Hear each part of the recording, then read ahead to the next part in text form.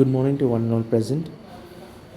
Today we'll be talking about Linux systems and shell programming and how they have actually revolutionized the way backend servers and data centers work. And we'll be going through various topics and discussing the benefits of Linux programming. How does Linux system help, revolutionize managing servers? How does it revolutionize the data centers that 90% of data centers use? Linux has their main operating system, and shell programming is basically like a revolutionary tool of a subsidiary of Linux systems, which helps you to control and manage your hardware and data storage, and utilizing data, extracting data, and all that.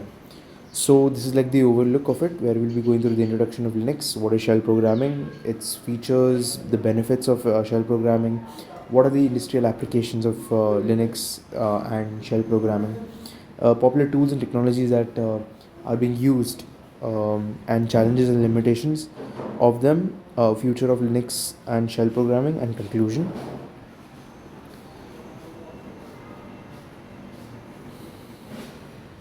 So it's a very essential skill for industry application, and it's still growing. And in my company and in a lot of companies actually, they use Linux system as their backend operating this thing. And since I am a full stack developer, I understand the importance of shell programming and how important it is to the delegation of data should be fast, and the mapping of data also should be fast, and Linux really helps that through shell programming and all. So we'll be going through the overview. As you know, Linux was started by Linus Torvalds in 1991, and it's an open source, stable, and very high security operating system because it's open source. So many people can come in and edit and change bugs, and through version control or through Git, people can understand what all the updates are, the changes are, and it's very very user friendly. But in the beginning, it's easy to understand the commands, but later on it starts getting difficult when you go into the actual functionalities of shell programming. But overall speaking, it's very interesting subject to learn, to understand, and the stability, the security, and flexibility, because Linux system is very versatile. It can be used in any type of environments, right? So from small computers to USB devices, formatting USB devices and all that. And common distributions, Ubuntu, Red Hat, CentOS, they are like the very common distributions of Linux.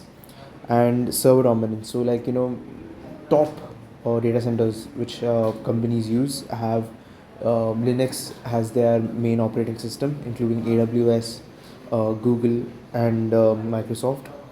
So mobile operating systems, yeah. So as you know, Android, which basically runs most of the devices, its mobile operating system is based on Linux kernel. So moving forward, what is shell programming? So when you define shell programming, it's basically, it involves writing script using a command line interface to automate tasks and to get queries, to do things, to install libraries or softwares or APIs. So that's the basic definition of shell programming. Popular shells are Bash, ZSH, and Fish. I've used Bash a lot. You can use Bash in VS Code, and then you have Purpose. So shell programming basically simplifies the repetitive task and integrates commands to manage systems very efficiently, right? That's a very important purpose of shell programming.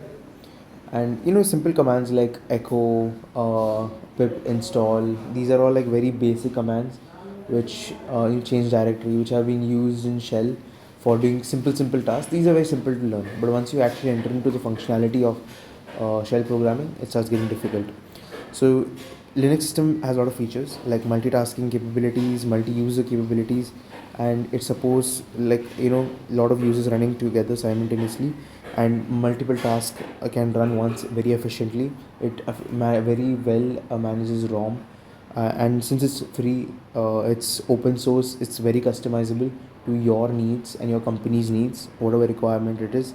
it's very secure. Whatever bugs have been of already found out in the base version of Linux, those are like, it's like 99% unhackable Linux operating systems, because they have been written in very simple plain code, and they're open source, so people can edit and make sure that there's no errors occurring in that. Then it's very lightweight and runs on various hardwares. That's very very important. And the versatility of Linux, and Linux is in supercomputing because it's so light and hardware, and it doesn't take much space, and it's really fast in comparison to other operating systems like Windows and Mac OS. It takes less space also in the operating hardware. So a lot of supercomputers use Linux in their this thing because it has very high stability and high computing performance. So then, coming back to the benefits of shell programming, we have automation, efficiency, cost effectiveness, and scalability. Very very important things. So industry applications of Linux and shell scripting. So you have IT infrastructure. So basically in IT sector, like the sector which I'm working in right now, yes, Linux is used everywhere, right? Because Linux is basically the core of your system. You're connecting your hardware to your software, and for server management, backups, log analysis, and efficiency in IT operations, Linux is very very important. In DevOps also is very very important, in creating pipelines, automating the testing and deployment processes and all. So for checking, for software testing, and for making sure that everything works very efficiently, Linux is very very important. Then data analysis, extract, transform, load. This is very very crucial part of data scientists, whatever they are using. They basically use Linux as a sort of tool to extract, to load, and to transform operations, and so they can make data driven decisions. Cyber security is very important because Linux is employed for monitoring threats, to monitor system, to monitor this thing. Most secure cyber security professionals need to know Bash. It's very like very important for them. Linux cloud workloads, 90% of all public cloud workloads run by Linux. They have the dominance of there. And shell scripting importance, as you know, it's very very important, and administrators need to learn how to do shell scripting, and enabling automation and efficiency. So popular tools and technologies that are used in this thing. First, cron jobs. It's for scheduling tasks in Linux very efficiently in Linux environments. It's like a must-have. And AWK and SED, the powerful tools for manipulating the text data, right? In this thing, in Linux. Then you have widely used Git control, GitHub, Git control. So Git is basically version control, which helps to manage code and send code to other people, make sure that they are updated and they have everything they need. Docker and Kubernetes is for containerization, facilitating application deployment and scaling of that application. So this is very important, Docker and Kubernetes. Then coming to um, challenges and limitations. So steep learning curve, as I told you before, it's very short. The new codes and all, it's easy to learn, but then afterwards when you actually come into the functionalities of shell scripting, it's very very very difficult. But it's like, you once you overcome that, it's nothing like it. You have become will become a very skilled bash trainer. Second is potential security risk.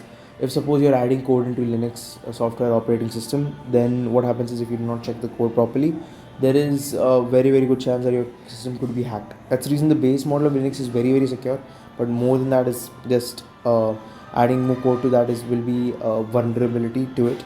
So you need to always keep on debugging, and it's time consuming debugging. It takes a lot of time to actually debug and check, because Linux is not like a very like a debugging friendly system. So you need to actually check where did you actually make some mistakes and all. There are some tools which can help you, but overall it's a difficult this thing, and you need proper training. You need to have best practices, and if you have regular code reviews, then you can achieve proper Linux adaptation to your hardware system. So then coming to future, so it's going to be used in edge computing and IoT. That's a definite thing, because if you've seen, Linux is basically everywhere, and now in automation in auto driving cars, in smart homes. Linux is going to be very key important tool that is going to combine, or that is going to be a tool for communicating between hardware and software systems, and advancement in cloud native tools. Yes, as you know, a lot of cloud centers, data centers use Linux, so it's going to be used everywhere. And we're coming more and more towards cloud data storage. So yeah, a lot of places will require Linux has this thing. That's the reason Linux certified professionals will be very high in demand, and 50% growth in their job demand for Linux systems. So this is basically the overview of this thing, Linux, and it's very very important. And its role is to basically sort of connect hardware and software systems, making sure that everything works smoothly. And since it's open source friendly, people can actually benefit from this and take this thing, Linux systems, like really well, right? So yeah, this is the overall this thing. I really hope you enjoyed my video presentation, and thank you so much for joining in and learning a lot about Linux. It's used everywhere in nowadays in nowadays world. And people have not sort of gone away from Linux, even though it's like a little bit old system. So yeah, thank you.